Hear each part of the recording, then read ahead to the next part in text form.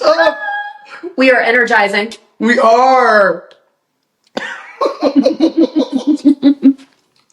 Yes, super energetic energy, especially when we're together. I love having you in studio. I love being in studio. And this will actually be our last day in this particular studio. I know. Yeah. We'll have a whole new adventure. Well, you'll. I'm including myself, but you're gonna have a whole new adventure very soon. I'll give you the key to my place. You already have it. Yes. Yes. Upgrades are happening all around. I'm upgrading this location. I'm going to be moving someplace else. And the apartment studio will continue, but it will be much bigger, much larger, probably a little bit more light. I'm not sure, but there's so much good energy in this place too. We filmed a lot of fun, great things here. Oh my God. Oh my, yes. We filmed a lot. What was your favorite thing that we filmed here?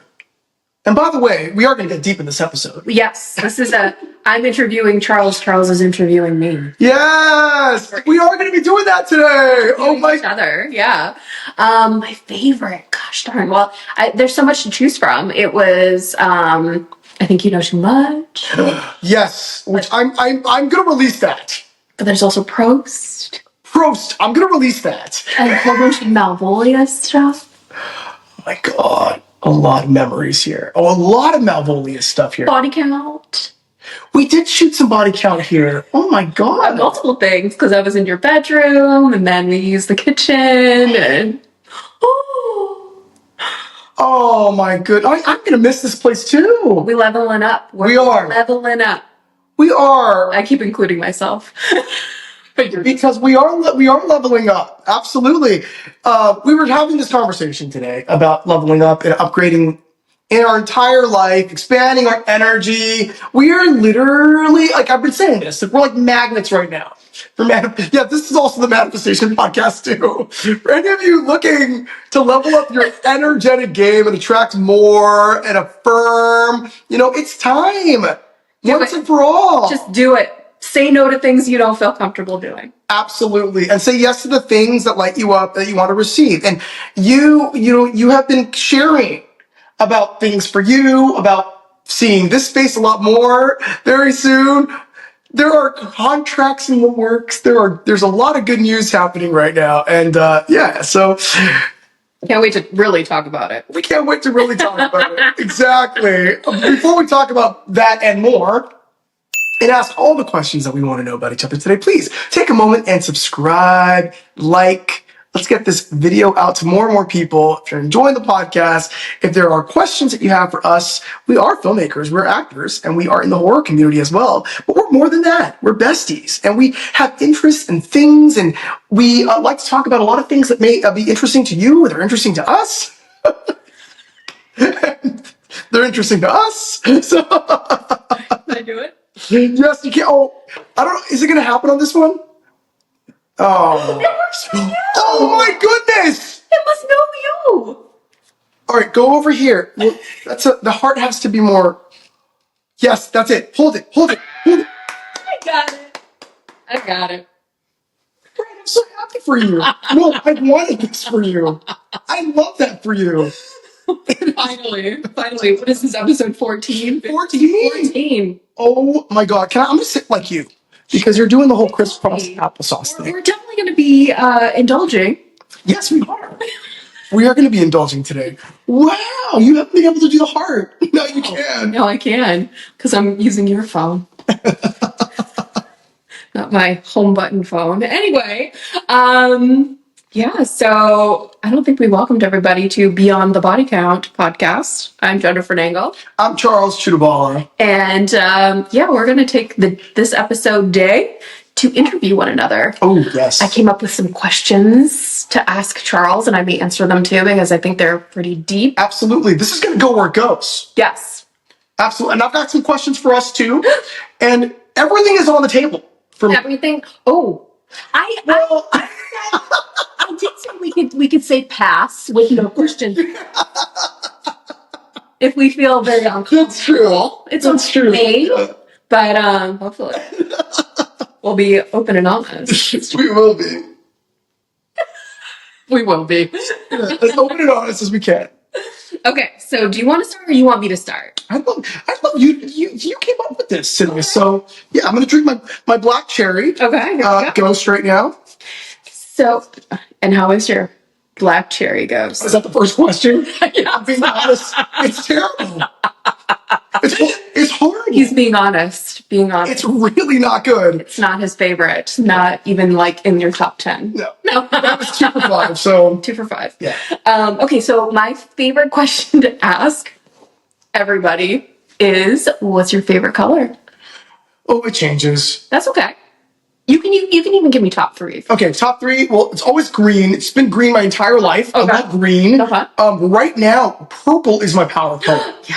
It's yeah. And when I wear purple, somebody at some point was like, "Oh wow, do you like purple? Is that like your favorite color?" I'm like, "Well, I don't know. Well, you should wear more purple." I'm like, "Well, it's my power color. It's very royal." But those are probably my 2 favorite colors. What are your favorite colors? Black Okay. and purple. Oh yes. I definitely gravitate towards purple for sure. So if you watch Malvolia, you know it's black and purple. It is. Yeah. You are Malvolia. And Malvolia is in like okay, let me ask you this question. So we're like just like becoming an All right, here we go. Yes. What parts of Malvolia, I mean, because you wrote Malvolia, created this character, would you say that Jennifer Nangle embodies? Like what characteristics, maybe parts of Malvolia's personality or parts of that character, the Queen of Screams, would you say that you also embody? Well, she's very dark humored, which I can be very dark humored. And she's a little kooky. Mm-hmm. But she also is, sensual and mysterious. And people always call me like the goth queen. I'm really not goth in real life. But maybe I should embrace that and embody that. That'll be my next look. But other than that, she's definitely my darker side. She's my therapy. Ooh, you've made friends with your shadow side. I have. Which is actually very healthy. Yes. More people need to do. Yes, exactly. That's integration. Thank you. Because I would always have like all these feelings or whatever. And, Jennifer Nangle really couldn't be that. Well, now I'm changing. I'm saying a lot of things. But like I could never be like, oh, I couldn't say that. Or I couldn't, do that. But now Malvolia does it. So. That is so, oh my God. I want to do a freaking like 8-hour interview on just this. We got so deep. You know what you just said is so deep. Mm-hmm. It's like, yes, it's like this external energy that is also you is giving. It's like your future you giving your current self permission to be more like you. Yes. But the other you now. Yes. Not then, but now, but presently. Yeah. You giving your that's so cool. That is so cool. Also, if you watch any of my short films or whatever, a lot of that is also therapy for me. It's a lot of me getting a lot of aggression or frustrations or anger or whatever. Like Halloween, what was it, 2018 Halloween special? I said a lot in that special. So, some people got it. Some reviewers got it. But yeah, I said a lot in that opening monologue. So there you go. Okay, the 2018 Halloween special. That was at the Riverside. The pet hospital. Pet hospital. Yeah. In the opening monologue. Yeah, when I'm going down the line to all the victims. Oh yes, yes. Oh my gosh. Oh, I want to go back and watch it now. Oh wow. Therapy. Therapy. Use your artist therapy. Yes. Okay. Next question. Okay, this is kind of like. Look, we got to start with a taster. Yes. Because we're diving into the deep end, as well, right? We're already going there. What was your first job? My first job was a junior camp counselor. So I had parents who were educators, and I was also an only child. So I was very fortunate to not have to work during the school year. I was very spoiled. Not very, very spoiled, like LA kids spoiled, but I was spoiled. I had my own car and everything like that. So, but there was a rule that when I was not in school, I had to work. And so that was, I think I started when I was 13. Wow. As a junior camp counselor in the summer. at Camp Christopher. Whoa. Yeah. It was right up the street. Like, it was not even like a couple miles away from my house. Very easy to get to. And my dad was a coach at this private boys' school, and the other coaches, the other football coaches, were in charge of the camp for the summer, and so that's how I got the job. Wow. Now, okay, so what was that like? Were you leading games? Yeah. Did you have to do a cheer at the beginning, like to hype everybody up every day? What were your like tasks, your duties? Well, when the kids I had to get there obviously before the kids did. And then when the kids arrived, they had to get in their lines. There was like a group line. And so they did it by age groups. And so a lot of times I got like the middle kids. I never got the older kids. I never got the young kids. I was always like in the middle. And so we always had like group in the beginning, if I can remember. I mean, this was only like 10 years ago. Like, I'm trying to remember. I think we did like a group. They always did like morning gathering talk or whatever, and said the rules or whatever. And then we would go off and we'd play games, and they would kind of break it down into what we had to do. So like, we would have to play kickball if it was on the list, or we would have to play baseball if it was on the list, or the rainy days were awesome because we watched movies. I couldn't be outside, so we watched movies. They had a in-ground pool, so they always had to go to swim. So as a junior counselor, I'd help with the swim lessons.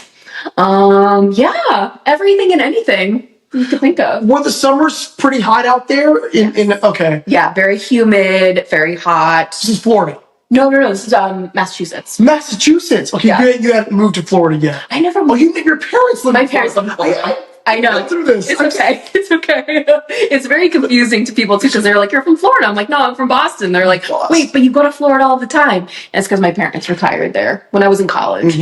So Boston summers are hot. Yes, very humid, humid, very thick and sticky, and hot and humid. I drink a lot of water. Yes. That is so cool. I still feel like today you're still rounding up people and creating the activities and telling everybody what to do and creating a plan. I'll happily tell you what to do. What was your first job? It was janitorial. So I used to help my mom. And I started when I was 14. Okay. So you were 13, I was 14. I think I was 14. You were 14? Yeah, I think so. I don't remember. It's all blur. All blur. But go ahead. I think I was 14, maybe even younger than that. I don't know. But my mom had some contracts because my uncle had a janitorial business, and he would go clean office buildings and pharmacies. He gave some contracts to my mom, and I would go help her to go clean some of these office buildings before school. Yeah. What time were you up at? Like 4 a.m. Damn. Yeah. And it instilled it. Yeah. Before school, I'd be there cleaning it. We'd probably get home by we'd be done by like 6 o'clock, 6:30ish. We'd have some breakfast. She'd take me to school. I'd do my work, my school day. Yeah. And sometimes we would also clean in the afternoons too. That was my very first job. And that continued throughout my high school years. Even into maybe a little bit of college. And then that's when my younger brother started going to help my mom. But I also had another job in high school. Because the second I turned 15, I had my work permit. I think a sophomore year, 10th grade, we could do our work permit. And I worked at a Chinese restaurant called Magic Walk. And it was so good. Are they still open? Should we go? Oh, they are. There's a location open in Upland. Oh, okay. But it's not the. No, the one that I worked at was amazing. It was huge. It was like, imagine Panda Express, with all of like the steam tables or whatever, but instead of ordering like your orange chicken, fried rice, chow mein, everything was made to order. Oh, so wow. I'd be a busser that would send. Yeah. Oh, wow. It was all fresh. It was a good job. I'm sure you got good leftovers. I did. Oh, my family ate good. Yeah, I'm sure. Yeah. Oh my gosh. Wow. Yeah. Shout out to my first manager, Charmaine, who would let us take all the leftover, because they would dump so much food at the end of the night, you know? Oh, yeah. I'd take it all, all like broccoli beef, orange chicken, shrimp, all the things, chow mein. Sometimes, right, like trays of chow mein. Wow. And I mean, they would be stuffing my fridge with that stuff. It was so good. The new management came in and they're like, oh, sure, you can take some food home. We're going to have to charge you for it, And we would get but it's okay. We're going to discount it. Oh, yeah. Oh, we're spilling the tea today. Man.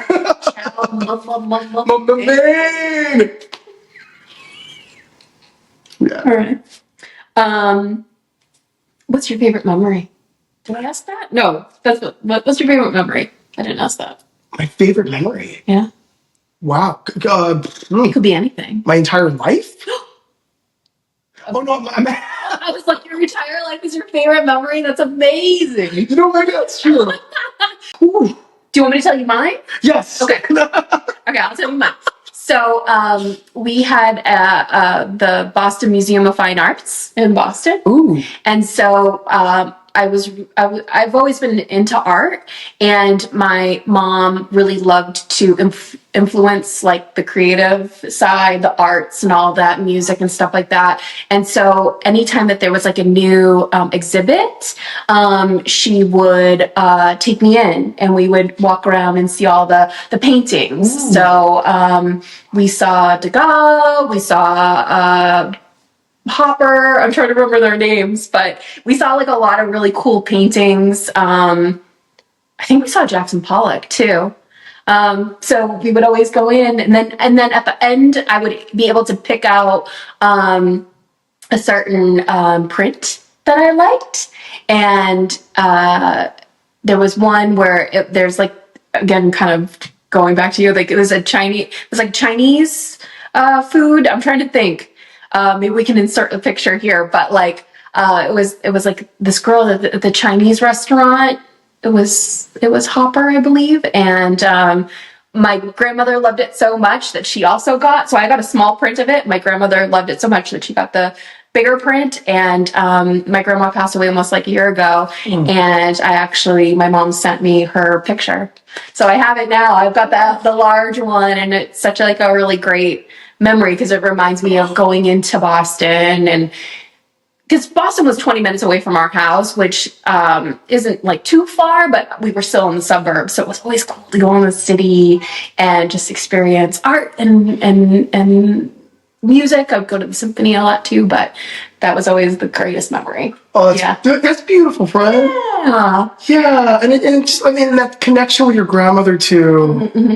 And we are also in the month of April right now. We are in the month of April. She passed in April. We were talking about purple. And as you were talking about purple, I was playing with my ring, and this is my grandma's ring. So it's weird. It's like a lot of connecting right now. A lot of connecting. That grandma energy is always around, especially when we get together. Because my grandmother also passed away in April as well. Oh my gosh. Well, both my grandmothers passed away in April. So this must be like a conjoining. Yeah. Well, there are no coincidences with our friendship. There's a lot. I mean, there are no coincidences ever, but there's a lot of connections that we have, and a lot of similarities, and that's so beautiful, friend, that you have that connection with her, just even in the art world. Mm-hmm. And she got a print, and your mom gave you that print. Yeah. But it just sounds like that kind of a memory sounds like a really freeing time, like oh, we get to go to the museum and just experience, and it's when a lot of kids don't get to experience that, especially it sounds like a really like a notable museum too. Oh yes, the Fine Arts Museum. Yeah, I mean, people think that they know what art is, and I didn't get it when I was a kid. I didn't understand how people can go to a museum and look at painting. What is that? Why would they want to? Why would they want that? Wasn't my world. Yeah, but it's different if you're exposed to it. Yeah, like you were. You're like, oh my gosh, because art can move you. Absolutely. And like there would be times that I would just be like, oh, I don't know if I want it. But then as soon as you got there, like you just felt like this presence, and like you'd look at the paintings and you'd see other people looking at the paintings, and my mom would like to talk about like what she saw in the paintings. And so it was really cool. It was a really nice bonding time. Yeah. Over art. It's awesome. I love that. Wow. I'm having, my gosh, this makes me want to this makes me want to talk about my favorite memory with my grandmother. Oh, yeah. Because I wasn't sure where to start. I know, because there's a lot of good memories. A lot of good memories, right? So, my grandmother, like, this is going to be, this is an emotional story, but I was always her favorite.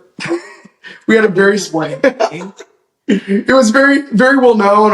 I definitely knew that I was her favorite out of so many cousins that I had, so many grandkids that she had. I have a very large family. And she was always really proud of me because I was a youth minister. I was working with the youth group, and my grandma was very, very religious. Like, she, prayed every single day. Like, her spirituality was everything in life. And she went through some things, in life. Well, when I was 19 years old, in the Catholic Church, you go through something called confirmation. I also was confirmed. But I was 17. I was young. You were young. I was younger. You were, but some get even younger. Okay, so I also got my first communion when I was 15, like 14 or 15. Oh, okay, I was because I missed it. Yeah, second grade. I didn't get it, and then I went later on, like as a high schooler, and I was one of those doing it later in life. That's okay. You were embracing it. I was embracing it. And she, my grandmother knew that I was getting it confirmed, finally. And she was so freaking proud. I know that's such a big thing, but I didn't feel like it was a big thing. It is a big deal. Yeah.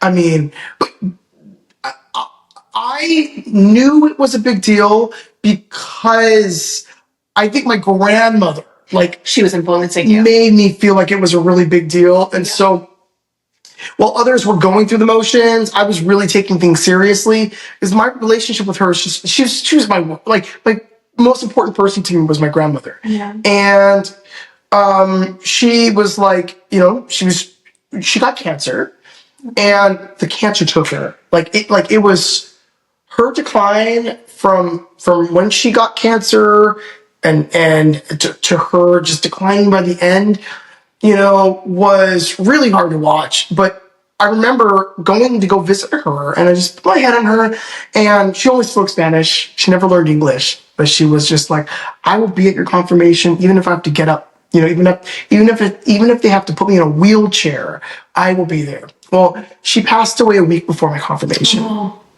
I'm sure she was so good. She was, friend. I know. I haven't told the story in years. I had two guardian angels. That's what they called them. These were like my sponsors. Yeah, I had a sponsor. I had sponsors too. Yep. So I had two of them. One of them was Marie, and the other one, I think her name was Chris Tucker. And they walked me up the aisle to go see the Archbishop and, to get prayed upon and to kind of go through the process.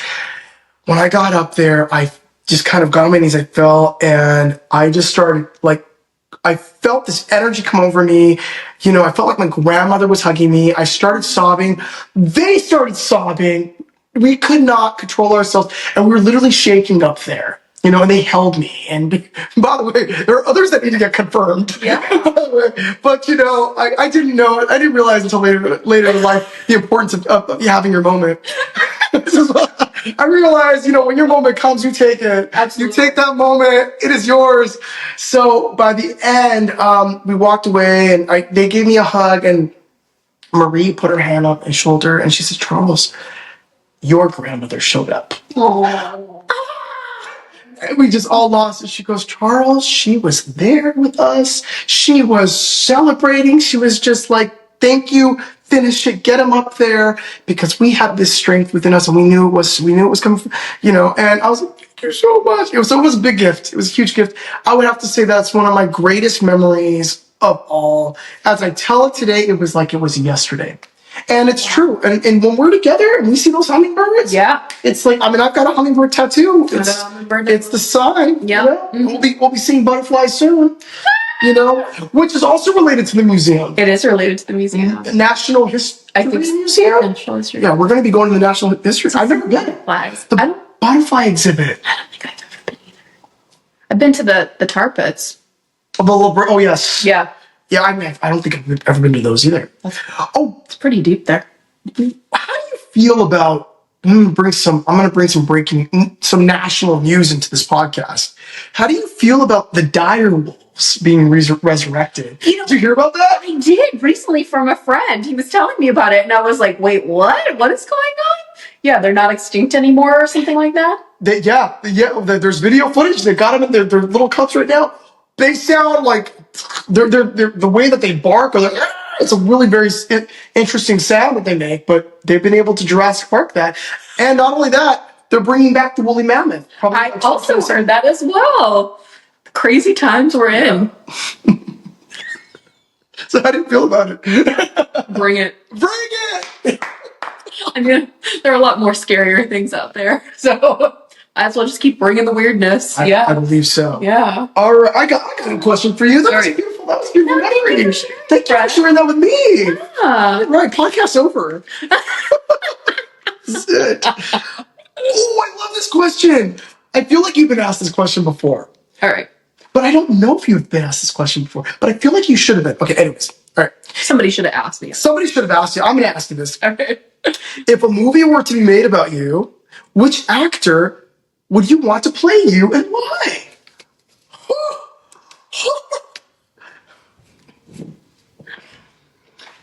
Rachel McAdams. That's who I would choose.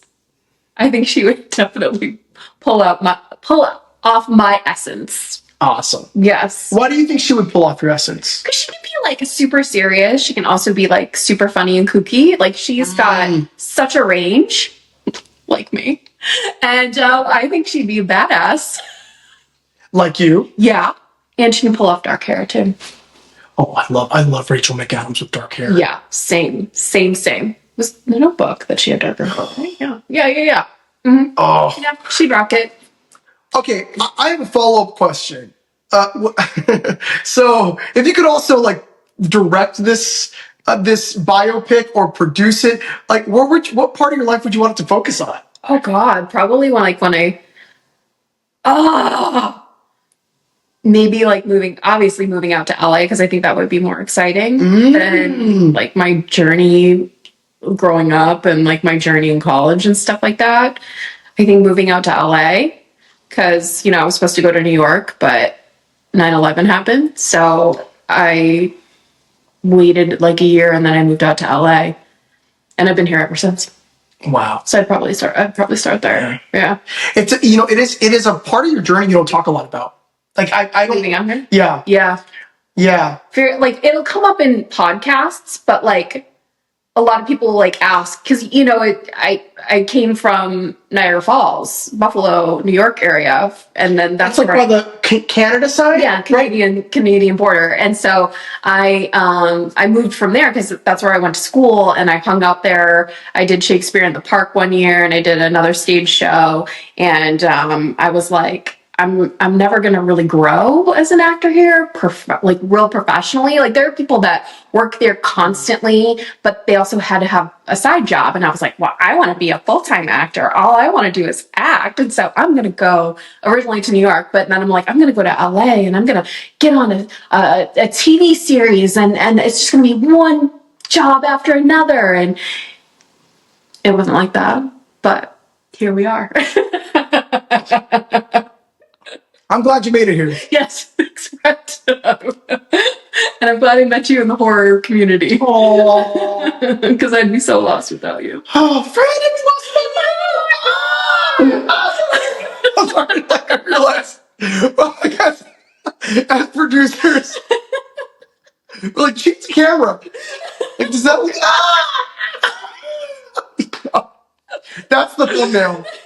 Oh, God. What about you, Fred? What about you? Who I want to play me? Yes. Oh my God. Now I'm really curious. Oh, that's a good question. Meryl Streep would have to be my mom, though. Oh yeah. Have to be. Oh my God. Have to. I love this. Is fun. Yeah. To pick your entire cast. Yeah. Oh man. Okay. I mean, for some reason, I just keep choosing Jason Gordon-Levitt because I think we're the same age. I think he and I are the same age. He doesn't have your spicy flavor. Oh, thank you. A little too. Yeah, you're right. I was gonna say that. I was gonna say that. Like, I have to really think on this one because, like, But that first gut feeling, I'll take it. I'll take it. He can definitely play both sides of you for sure. So serious, but also fun. Yeah, I mean, my God, I'll have to. Okay, so maybe I don't know. I mean, Mario Lopez is older than me. You couldn't get your essence. No way. Have to come back to me on this one. Okay. Yeah. Who was that guy that was in that I have like the biggest crush on? I think he's so sexy. The one that was in the Evil Dead remake. The new Evil Dead remake? Yes, he's also in the Selena Gomez video. For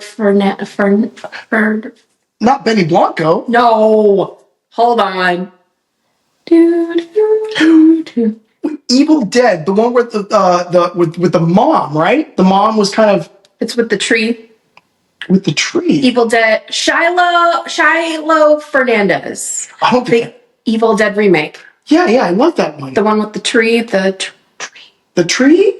Assault. This guy. Okay. He could play you. Oh, he could totally play me. I mean, I'd love for him to play me. Wait, is this the one where the sister's a drug addict and they're trying to sober her up? Isn't he the drug addict? Or the sister's just drug addict? I think the sister is, right? Or maybe he is too? Somebody definitely is, but And it's like the really, really bloody one, right? Like, yes. I love and it's raining blood. I Yes. love that. I have that Yes. on a tin. I remember seeing it in your bedroom. It's so good. He's watching Evil Dead while he's in bed. Oh my god, but Shiloh Fernandez, sexiest man ever. Oh my God. Don't you think? Well, He's not really your type. he could totally play me. He could totally play you. I see the sex appeal for sure. Oh my god. Watch him in the Selena Gomez video. Anyway. Oh, don't sleep on Selena Gomez's new album. It's so good. I don't know. I'm not feeling the song that she did with J.J. Abrams' daughter. What song is that one? Call me when you break up. I love that song. Well, the album has a lot of different vibes. Oh, okay. I've only really heard that song, so I'll give you a chance. I love it. It's so fun. Lena, I'll give you a chance, but call me when you break up. All right. Now me. Okay, so this is really only for you, because I don't think I ever get mistaken for this, but Okay. How do you feel that some people think that you're my boyfriend? I think I'm like yeah, thank you, because okay, so I also believe in past lives, and I feel like we had lots of different lifetimes together. Probably. Our synergy and our kindred spirit energy is a bond that I don't take for granted. Aww. And yes, and I think what people are picking up on when they do meet us, when they see us together, Yeah. is that we have each other's back. Absolutely. We're like each other's protectors, and we elevate each other, we admire each other. These are boyfriend qualities. I know. Yeah. I forget, like, there were numerous people, like, on social media that always are like, is Charles your boyfriend? I'm like, no, he's my bestie. But we photograph so well together We too, do. which is also like We do. a thing. We compliment one another. Yeah. Just is what it is. Yeah, shout out to everybody who has a boyfriend or girlfriend and they started as your bestie. I mean, because look, I've been watching Love Is Blind. I kind of got him into it. Sorry, y'all. Sorry, Charles. Can't get those hours back. I know. There's so much about it that's like so fairy tale, but also unhealthy. But also, yeah. So I'm totally in that contemplation about just like being in love with love for the idea of people who can find their soulmates and their best friends, but also like I don't know, it can be so good. Yeah, it can be so good. It can be so easy. Yeah. A lot of people just complicate it. Come on now. And that's look, okay, and let me segue a little bit, go deeper on this, because there are qualities in you that I would want in a boyfriend. Oh my gosh, insane. But yes, I want a boyfriend too. I want a boyfriend. Boyfriend or girlfriend. I mean, you like boyfriend. Yeah, that's like in my partner. You know, in a partner, I love that because you're so. I never have to guess with you with like where you're at. Like you're just so real. I do say, but I feel comfortable around you too. That's true. why. That's very true. And we've known each other for so long. Well, because like in a relationship, one of the things that like, I mean, you know, I hope like communication's so key. Big time. To be able to say what you want and you know, like how can I be a better partner or whatever. It's so much. It's so fun to be able to show up and be like, yeah, I know. We're doing this thing. Oh, yeah. cool. I'll do it that way. Cool. Gotcha. Yeah. You know, Trust. But trust always has to be earned, I feel. Yep. Absolutely. Yep. So Charles doesn't care that y'all think he's my boyfriend. All right, cool. I don't care. I love it. I love it. I love it.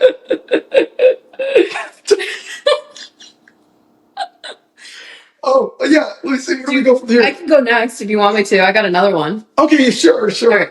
Did you ever want to be famous? Yes. Like how famous? I wanted to be Britney Spears famous. I also wanted to be Britney Spears famous. But we've seen how that works out. Yeah, no longer do I want that level of fame. I was even thinking about that recently too. Like if something were to take off and because I was flipping through Facebook and David Howard Thornton was stopped by TMZ and I was like, oh my God, that's dope. Like, how did you know that you made it when TMZ stops you at like some parking garage or whatever? And then I was like, yeah, no, I don't want to be stopped in a parking garage. No. I don't. I really don't. I don't want to be asked like some really personal, weird question in the middle of LA traffic. I'm just not into it. So, yeah. Yeah, I mean, privacy and freedom, like freedom is so valuable to me. Like my peace is so valuable. Yeah. And you're giving that up to a certain degree when you reach that level of fame, or they just they feel like they're entitled to it. They're entitled to aspects of your life. But also fame is different than it was back then in some ways. Big time. Yeah. You know, I think the effects are still real because these celebrities are like Britney Spears, for example, Britney Spears. A lot of, I think, what she's dealing with now mentally is still a result of a time even before Twitter, even before, because in some ways, your life wasn't as exposed as it is now. Yeah. But it also meant that there was a lot of shady stuff going on behind the scenes that people didn't know about. For sure. So now you can expose a lot more quicker. But at the same time, everybody's got a phone now. Everybody can tweet right away or Instagram right away what they just saw. And I don't know, I like being able to create and, you know, and create art without that extra level. Although there are perks to that level of fame, I'm sure. Yeah. Like not having to worry about paying rent the next month. That's like my dream. Like when I don't have to worry about if I'm going to make rent or not. Yeah. But somebody knew who I was recently and I didn't know who they were and they recognized me from 1031. So I thought that was pretty cool. I thought it was so dope. Yeah. Yeah. Yeah. That's cool. And we got distance. But other than that, yeah, I don't want anybody following me. And yeah. Yeah. But we also know that like TMZ sometimes gets called. Like some of these celebrities will call the paparazzi on purpose. Kardashians. Yes. Well, yeah. Kris Jenner's like totally in bed with Harvey Levin. They all are. I would love Kris Jenner on my side, I'll be honest. I would love her as a momager. I've always said that. Yeah. Like consistently. You know, pimp me out. She can pimp anybody out and not take no for an answer.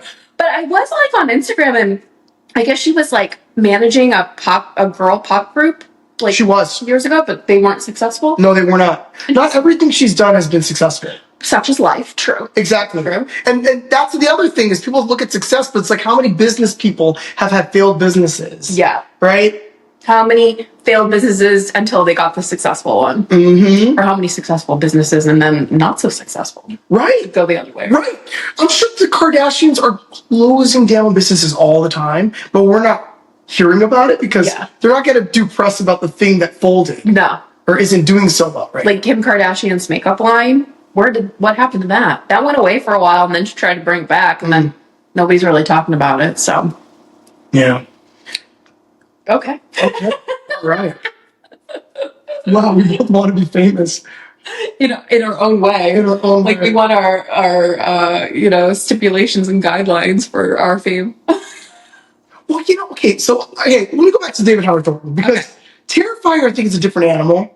Because what it's doing now, get Terrifier, obviously, for those of you who don't know, David Howard Thornton plays Art the Clown in the Terrifier movies that have blown up. Yeah.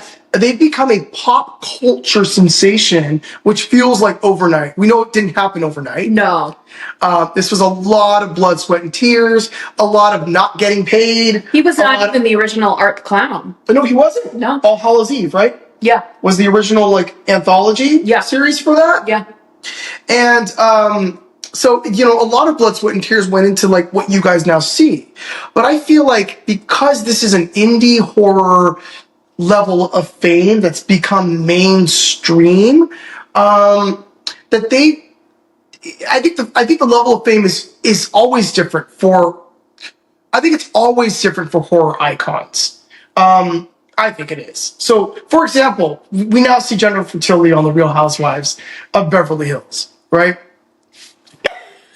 She's become my spirit animal. Yeah.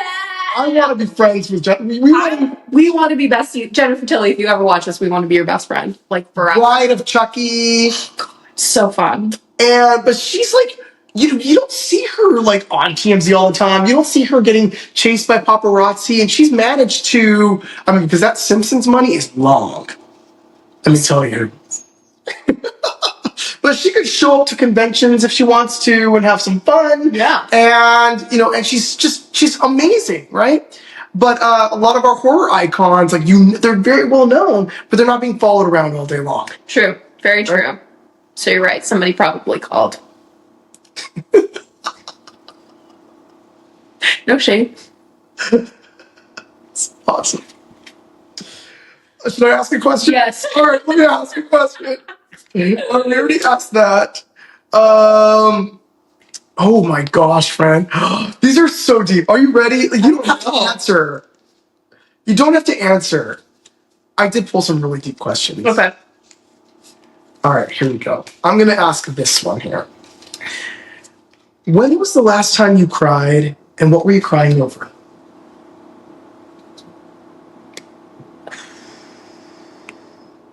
I cry all the time.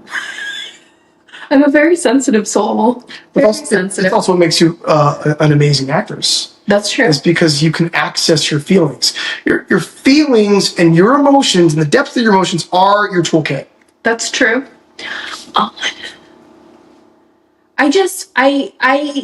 So when I was younger, I'm also Pisces. I'm also going to use that as a disclaimer. I used to cry all the time about everything and anything. You just cry and cry and cry and cry and cry. And then I went through Meisner training, and my acting teacher, because that's also what I would do in acting class. It was just cry and cry and cry and cry. And my acting teacher was like, that's a great, quality to have because you are in touch with your emotions and stuff like that. But you also use it as a defense mechanism where you don't have to really own up to things. And that in the real world, in the real life. And I was like, oh my God, she's so right. Because as soon as I would start to cry and I get my little baby voice or whatever, whoever was talking to me about whatever it was that was making me upset, they would then, not push any harder. They would retreat. They wouldn't keep going. And so I've really kind of over the years have really gotten stronger about stuff like that. So I usually don't cry in front of people anymore unless it's acting. I'll hold it in. I'll hold a lot of things in. I'll hold so much stuff in that at one point I do burst. You just gotta let it go. And so I think there was a lot of things that happened since my birthday. A lot to do with work, a lot to do with being burnt out, a lot to do with some people that it really hurt my feelings. And it just all came together and just like, it's always at night or first thing in the morning too, but I like just cry it out and then I'm good and move on. So the last time you cried was probably like around my birthday. So probably about a month ago. Yeah. Because that's hard too, you know, getting a year older. And at that point in time too, there was like, I felt like there wasn't anything to look forward to. You know, I was really trying to like I was trying to get every audition I possibly could. I was trying to make every connection I could. I was reaching out to certain directors or, you know, people that were working on things and like, do you want me to audition? Can I audition? You know? And so, yeah. Well, thank you for your vulnerability on that. I mean, that's a deep question. Yeah. And also, so kind of on schedule with birthdays and anniversaries too. It's like how many retrograde too. And retrograde was happening at the same time. Yeah. And so it's like how many of us, you know, myself included, think about like, oh gosh, where's my life going? Like, especially around the birthday time. Yeah. You start reviewing what you've accomplished. You start reviewing what you didn't accomplish. You start reviewing and picking apart of the things that you accomplished. Were they enough? You start reviewing all of your relationships, all the people, you know, where are you positioning your life for what's next? But I always say now, because I've also worked through, again, what is my emotional self being overly emotional? What does that mean for me? I've also worked through that to a point where I can now say like, good on you for feeling it. Oh, you know? yeah. Good. Yeah. Yes. I've never not felt things. I always feel everything. If it's in front of people or not in front of people, I always feel it. Yeah. Well, you're an empath. Don't tell everybody. No, I really am. I feel everything. So yeah. What about you? Oh, this morning. Oh, were you tears of joy that I was coming over? Yeah. Well, was it this morning or last night or yesterday? It was this morning or yesterday. Probably a little bit this morning. I was watching Love Is Blind. I mean, they just know how to turn on the waterworks right away. Just bring it. There was a girl, on the other. So there's this guy on one side. So by the way, he's on season 1, y'all. I love season 1. Love Is Blind. They don't see each other. They're in these pods, and they're there to find love and propose. But long story short, this guy is ready to propose to her. He's talking to the other guys like, you know, I've never met anybody like her. She's the one. I'm going to tell her tonight. She's very insecure about her life because she's been picked on being in America. She's from Venezuela, and they have this huge connection. So they go to the pod. And he's ready to propose to her. And he's saying, you know, I've never felt this way about anyone before. You know, I accept you and I want to be the one that takes care of you and blah, blah, blah. And she says, wait a minute. She stops him. And she says, he gets down on one knee and she goes, I have something to tell you. And they do the dramatic music. Like, what is the bomb she's going to drop? And she goes, I am not conventional, and I don't like rules, and I don't like roles, and don't want to be taken care of? Yeah. What? Who doesn't want that? Anyway. We have to watch an episode together because this isn't going to be our couch commentary. Like, and she's like, so now I'm going to tell you what I want. And she says, I want you to stand up. No traditions. Yes, she said that because I'm not traditional and I'm going to get on my knee. Oh, stop. And I'm going to stop. Stop. That made you cry? Because he was sobbing. And she's like, and I'm going to ask you, Dylan. I don't know if his name was Dylan. Dylan. Will you marry me? And he's just, and of course the camera's on him and he's now standing up and he's just like weeping. And he's like, yes.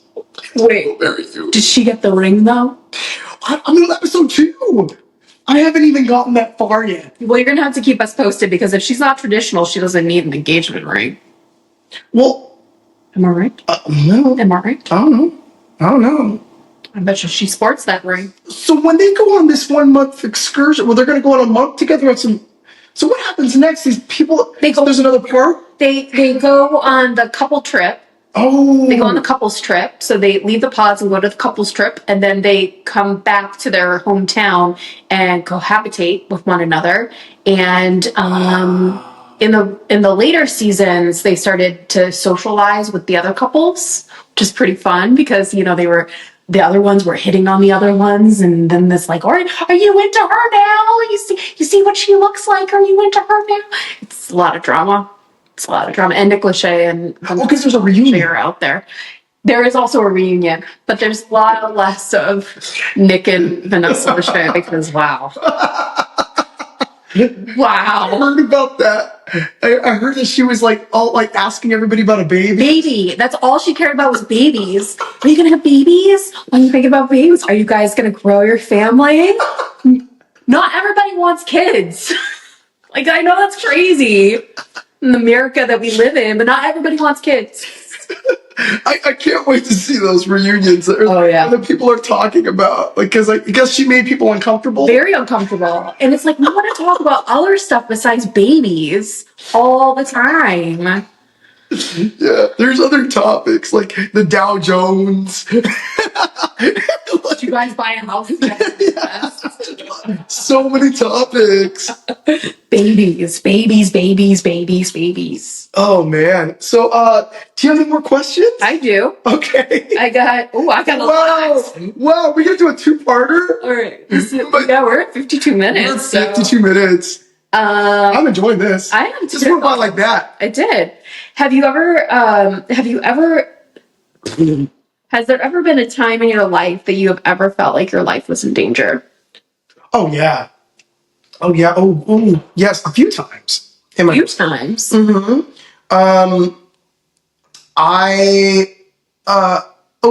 Well, there was one time in a car.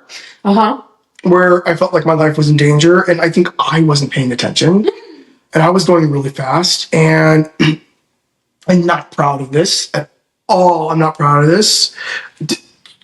PSA for anybody, but yeah, I was invested and hyper focused on a show that I was watching on YouTube with my hand, literally, while I was driving, and I was going so fast. And by the time I lifted my head up, I was like this close to the car in front of me. I had to swerve. Luckily, because like my angels are protecting me, and they're like, "We got to wake you up, Charles. Like, don't do this again." Somehow the other cars didn't hit me, and I got around them and was able to gain balance, but my car is still rickety. Hallelujah. And my tires, I think, even like treaded crazy because I had to, but I could have done one of those spins and like bashed into the side wall. It was one of those things where like, I'll never do that again, but I've had moments since then where I made the same mistake again. And it's like one way you learn it, right? So definitely a close call in my life. And then I guess the story that I do want to share, and I want to be a little careful about how I talk about this on this podcast, but it's also really important because this story is so relevant to this podcast, and actors and filmmakers, and having a bestie or partner in crime that can support you on your journey. I haven't always been on the safest film sets. And I was on, I've told you the story, I think. I was shooting a movie, and I was put in a very unsafe situation. And let's call it a stunt. We'll call it a stunt, where normally under any other circumstances they might have a stunt double or to do the thing that I was doing, but there was no stunt double. I was always I want this opportunity, indie horror, let's go for it, let's do this. So, there was another actress who told everybody to stop, and they were doing some setups And I was, again, in an unsafe situation. And she basically put her foot down. She had my back. She stepped up and she didn't care. She said, you need to take care of him. Get him released now out of that situation. And yeah, did I feel like my life was in danger? I'll say that, here's what I'll say. Sometimes other people can notice that you're in a worse spot than you are. That's true. Yep. And by the time you notice, it might be too late. True. So that was the amount of time that was passing with me in a compromising situation before she stepped in. Thank God for her stepping in. Thank God for her stepping in. Yeah. And she turned to me and she was like, Charles, it's not worth it. She goes, we have to have each other's backs. And I said, oh, I don't want to take time from them setting up or whatever. She goes, they can wait. And she made sure they heard that. Yeah. So there we go. Yeah. Oh, and there are obviously details. There are definitely people, like if I were to say this, some people listening to this might know who they are. And I think, but the message I want to share is that, like, yeah, nothing's worth it. And it also highlights the fact that, like, I was on I've had a part of my journey, a huge part of my journey, where I was willing to do anything and everything for an opportunity because I thought, like, this is my make or break to fame. Yeah. This is what will change my life. And now I'm a lot more careful, a lot more choosy, and I'm a lot able to. What I'm finding now, friend, is when I walk away from things now, more comes. Yeah. Especially if the no is like, that's not in alignment with me. I'm like, oh, that's not serving me. More comes. It's like, I used to think I'm going to lose out on something for saying no to something. Yeah. Or you're going to upset somebody or you're going to blackball yourself or whatever. Nah. Oh my God. And just today, like, I'm not, I won't share unless you want me to share, but you went through something kind of similar in a different way with like an audition thing, Yeah. like an opportunity that came up. Yeah. But I was like definitely gung ho and listen to my gut to say no to it. Like I knew I wasn't going to do it. And I didn't care if I upset, the person that got me the audition or whatnot, because it's just not ethically right.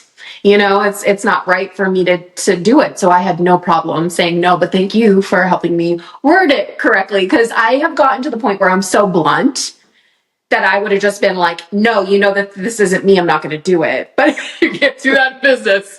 You can't do that in business. It's an option. But I don't want to be that girl because I usually am. Like people will kind of slide into my DMs and ask me questions. And I'm like, yeah. And I'm like, but. And I'm like, oh God, I'm just so like quick and short and to the point and so blunt. I've just gotten that way because I just want the answer. I usually just want the answer. I forget other people want more communication and, attention or whatever. And so I forget that. So, but also you don't want to waste anybody's time. Also true. Very true. I don't want to waste people's time. I don't. And so that's why I had no problem saying no. Yeah. Yeah. I'm proud of you. Thank you. Because it wasn't for you. No, definitely was not. You were very, you were very clear this isn't for me. Yeah. You're like, it was like, how do I get out of this appropriately? Yeah. Gosh. Oh my gosh. I feel like we could do an entire episode on actors, just all the sneaky ways that actors are exploited or sold things. I swear. Yeah. Yeah. Yeah. Did you ask that question? The safe situation? I did. Okay. Yeah. What your life was in danger. Yes. Yeah. Yes. Oh, okay. I still have 2. I think I'm out of questions. I have 5. All right, let's go up. Have you ever been so in love that you thought you were going to get married? Oh, yes. A few times. Yes. A few times? Yeah, I know. Charles is such a love. I know. Oh, I'm very, like, I've always wanted marriage, I've always wanted marriage too, but I never thought I was going to get married. Probably not. We're going to be old together in the nursing home. My room will be right next to yours. Oh, Oh, that's like my dream. Because I just know that's so much fun. We're gonna play bingo all day long. We're gonna play checkers today or Yes. bingo. Oh, that's so fun. I play a mean hand of Uno, by the way. I can't finish Uno. Really? So I played a crazy Uno game recently when I was doing a clinical study, by the way. Remember when I was in that study? Yeah. They had like this Uno on steroids. But it was really a lot of different, like, it can make things go even longer. Did you have to pick up like 18 cards instead of like 8 or something? Or give your entire stack to somebody and switch it. Yeah. Oh, so if somebody was down to like one card, there was a card in there that allows you to swap with anybody. That's dangerous. I know. Oh, you got a thumbs up for that. Ooh. Why? Ghost. There's a ghost. Have you ever been so in love with somebody that you wanted to marry them? No. Does it do it? It's gotta do it. Yes. Yes. Now it's only working for you. Oh! Dang! That was the 2 thumbs up? Oh my god! Yes! Thank you! That's the thumbnail. I love it. What are you most insecure about? It changes. Okay. But oh gosh. You know why I'm getting uncomfortable? Is because I'm about to be really honest. Really honest. Yeah. Okay. I'd be lying if I didn't say. I'd be lying if I didn't say that I didn't have my own body dysmorphia issues. For sure. You know, I think yeah. A lot of us do. Yeah, mine is definitely my looks and my weight. Yeah. Yeah. Yeah. I actually don't have a hard time watching myself on camera though. Do you? No. I think it's So what is this disconnect? but I used to, like back in the day, I'd be like, ooh, or, oh my God, my voice sounds bad. But I think over a period of time, I have edited myself so much. I'm sure you probably have too, or you've just watched so much playback or whatever that you just get used to it. And like, I don't cringe when I see myself on screen. I cringe at myself when I look at the mirror. Isn't that weird? Well, no, it isn't weird because what I think it is partially is because we're proud when we can deliver a good performance and when the art gets to live, and that's what. So, like the energy, the performance, like okay, great. I like that performance. That's what I'm watching for. Like when I'm watching myself, it comes through. It's like, did that come through? I would be very critical of myself if that was the wrong take. I'd be very critical of myself if like, ooh, why did they choose that take? You know, or why, if I wasn't in my character in that moment, you know, or just like if it felt a little funny. But yeah, I don't feel it's also when I look into the mirror too. It's like it's weird, yeah. We'll have to unpack that. Yeah, it is actually weird, but it's weird. But I'm sure there's a reason for this. Probably maybe because we're looking at a character, and then when we look in the mirror, we're looking at ourselves. Ooh. Maybe. Maybe. She's getting the tinglies today. I don't know. I mean, that's the excuse I use. I'm done. Cheers. Cheers. Oh, you're done with the questions? No, I'm done with my drink. Oh, I was going to cheers you. Have you ever let that inner voice win at something? Oh, yes. Do I have an example off the top of my head right now? Possibly. Oh, yes. Oh, yes. Oh, yes. Probably, when my inner voice, actually, so could this be like a positive? Sure. Yeah. My inner voice was telling me to do something negative. Yeah. Okay. So my inner voice told me that something wasn't right for me, and I listened. Yeah. Yeah. So it was a good decision. It was a good decision. Absolutely. My inner voice. Yeah. Have you ever let your inner voice win? Yes. Yes. has it ever come back to bite me? No. So I also think it is a positive as well. Yeah. While we're, thinking about our gut feelings, I know y'all have a gut feeling right now to hit that subscribe button and give us a like. You know what? I want it to happen. I want it to happen so bad. Thank you all for liking and subscribing to this video. That will help us tremendously get us in the algorithm, show these pretty faces to more people. More people. I was trying to think of something witty, but I'm not witty today. All right, I got 2 more questions left. The confetti! Doesn't it feel good? It's so fun. It is a lot of fun. I need to upgrade my phone to get this. Okay. Have you ever had love at first sight? Yes. Absolutely. Yes. I did. I had love at first sight. Now, did it work out? Probably not. Probably not. Yeah. Okay. So I was a TA, in college for a sociology class, and Sorry, I'm being creepy. I love it. I don't think this, but this story is going to take a turn.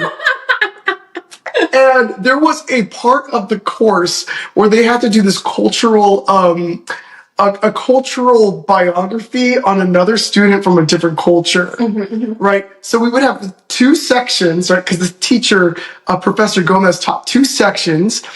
We would choose, a person of a different culture from one section to another, and we would combine them, and they had to interview themselves, right? And get to know each other, and they would write about each other, and then they would do a presentation. I was responsible for going around and facilitating a lot of these groups and checking in. Oh, how are you doing? How are you doing? Well, there was one student who I was just so in love with right away, and his name was Cesar. Oh my God, I think it was Cesar Chavez. No, it was Flores. So, oh my gosh, shout out to you, Caesar. He's like, that's me. And just a beautiful soul, so handsome, so just a light, and he would always just take time to joke with me. He was so happy when I'd come over. He would compliment me. He goes, and I'm like, how are you guys doing? He goes, I'm doing great, thanks to you. Because you're here. Now that Charles is here, we're going to be taken care of. And I was like, oh, thank you, Caesar. Well, he started inviting me out. He goes, he wanted me to hang out with his brothers, and so we would hang out and go to the stores, and we'd go to the record stores, and I'm like, oh my gosh, this might be like a low-key date. And then I found out that he really did love me. He really did love me as a brother in Christ, and he was going to be a priest. But his feelings were real as a brother in Christ. Is he still a priest? I think he did go become a priest. Yeah. So he really did have a light. He had a really bright light about him. It was the Holy Spirit. Damn. I was like, Caesar. That was not unavailable. I was like, that's not an ending I was expecting. Well, Caesar, if you did leave the brother, Charles is available. Anyway. Have you ever had love at first sight? Twice. Okay. They both did not work out. One was a customer at tanning salon when I first started working there. He was a Pacific Islander boy. I love me some flavor. And he drove my dream car. An Audi Coupe TT is what I've always wanted. And he drove that car, and he golfed with a lot of big stand-up comedians. He knew people in the industry and stuff. Oh. And I just saw him, and I was just like, oh my God. He was so not interested in me at all. Really? Yeah. I mean, we flirted and we hung out once, but yeah, he was not into it, which was such a bummer. And then the second time I was at a screening showing an episode of a series that I was in at this this open kind of thing. And at the end, like all the filmmakers went around and introduced themselves. And so I kind of came in contact with this one guy, and it was like, and he was like, and I have a witness that witnessed it, because I was like, after that was done, I was like, did I make that up? And he's like, no, I don't know what just happened, but there was just some sort of connection there. But he has a girlfriend, and I think they're married now. So yeah. But that doesn't nullify the connection.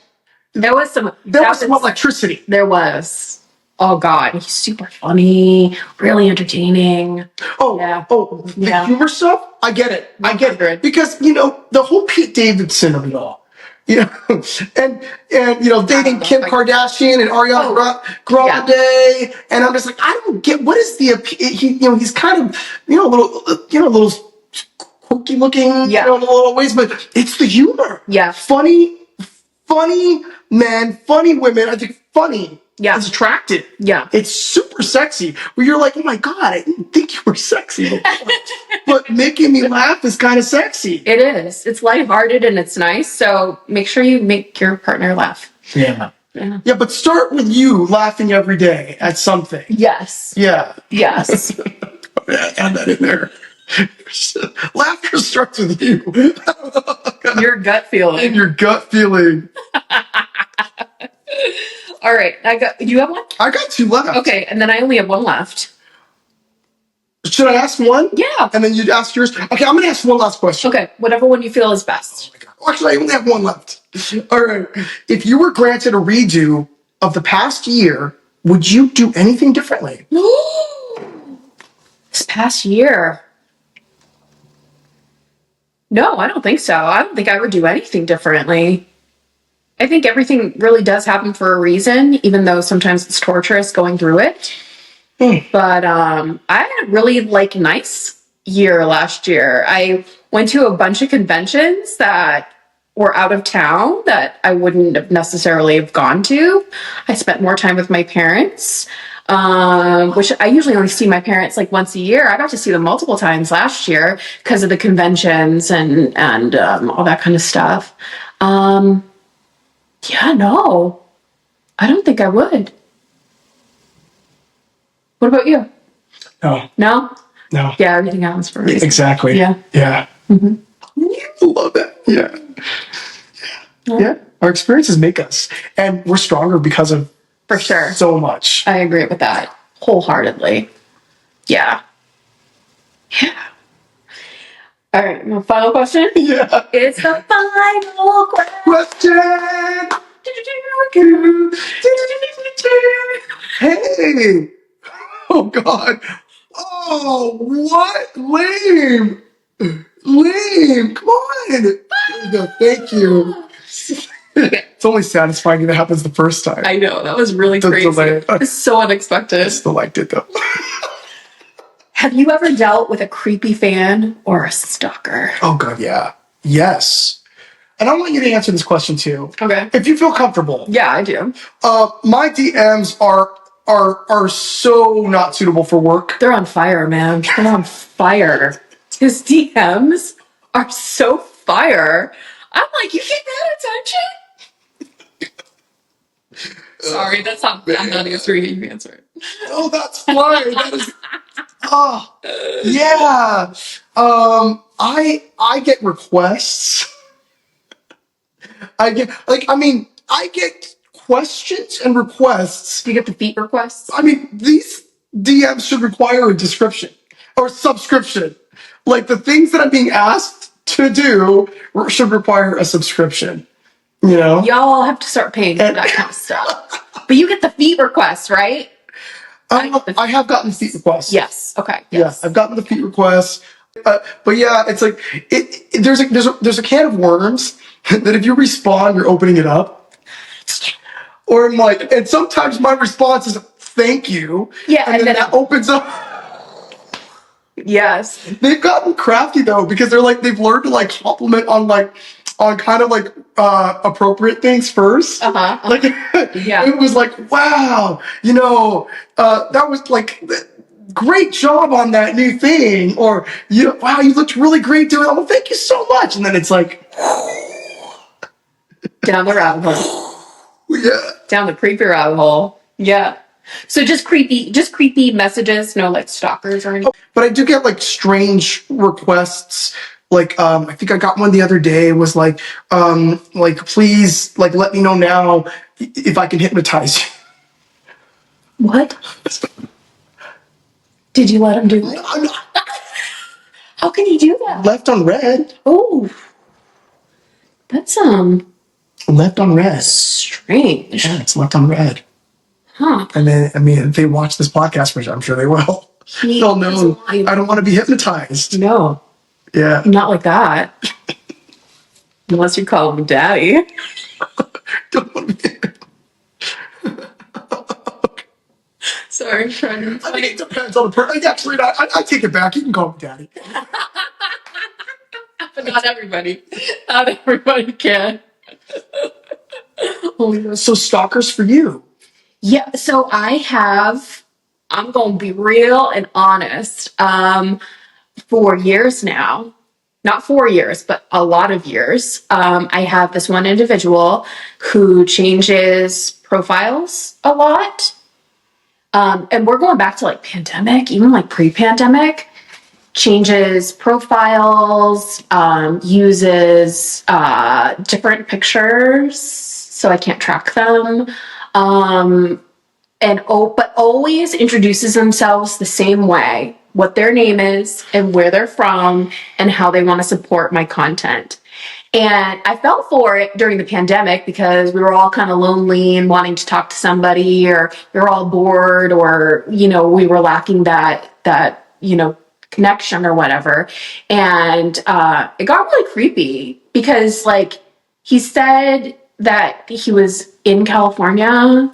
He said that he was in Van Nuys. He sent me a California number, but he, because he wanted to interview me, but would say that he was also in a different country. To the point where, remember, like back in the day on Facebook, like it was always like, a thing to like check in at places. Oh yes. I got it. I stopped doing that because of this individual, but other individuals too, because I would check in at a place. And I remember we were out one time and I checked in at this place and some guy was like, "Oh my God, you're there? I'll be there in 10 minutes. And I was like, "No, oh my God, we're Oh my goodness."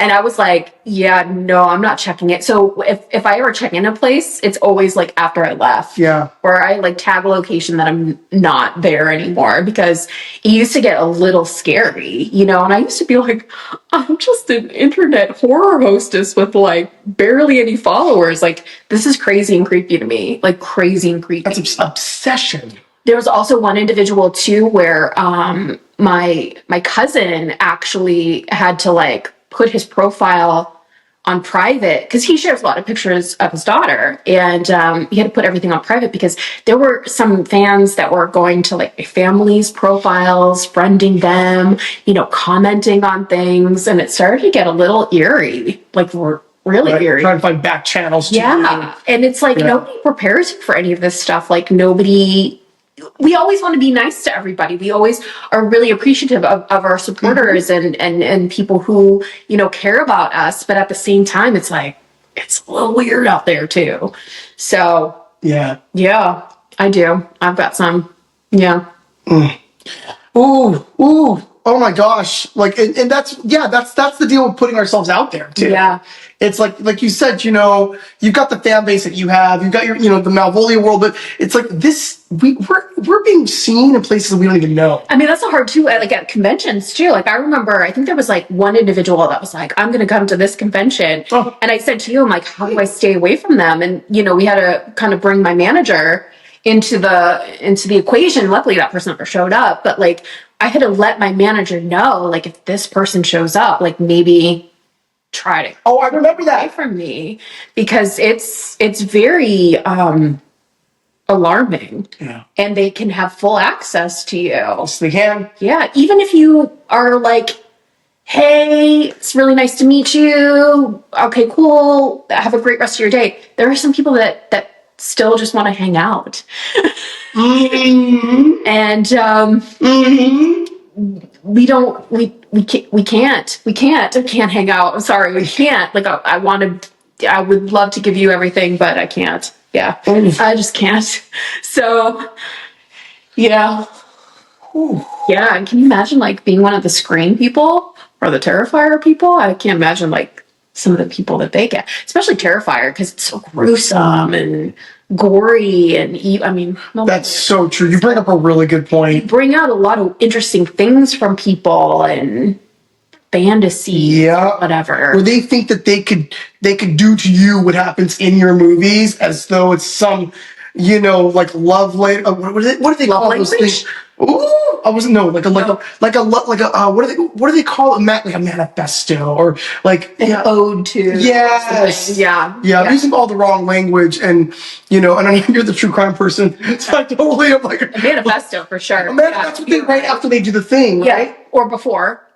This is what I'm going to do, and it's very detailed and very Silence of the Lambs. Yeah. Wow. Okay. No. So don't stalk us. Don't stalk us. But you can hit that subscribe button. Yes. Give us a Please stalk that subscribe button. And always remember to use the buddy system. Hey! We hope that you enjoyed this today. I had fun. I like doing this. This was very like raw and real. I know, and this could go on for hours because I know. like even just one of these questions, I feel like we can unpack so much more. So much. I would love a part 3 of this because we did this before in another episode. Yeah, but these were kind of like our like questions. This podcast is like our therapy. Yes, everything's my therapy. My therapy. Our friendship is my therapy. Bestie Day is my therapy, and I'm excited to go get some sushi and go do all the things and not check in at places. Not checking in. Sorry, y'all. We'll check in after. All right. Well, thank you all for checking in with us on this episode. Please feel free to smash that like button and subscribe. We've got videos every single week. And if there's a topic that you'd like us to cover on the Beyond the Body Count podcast, whether it be horror, DIY, beauty tips, mukbangs, or more personal questions, please leave your comments below. We love you all. And we'll see you in the next one. Bye. Bye. So don't do it. Dude! Don't do it. Oh, That's too much information. it was like both. It was both. All right, bye. Bye, guys.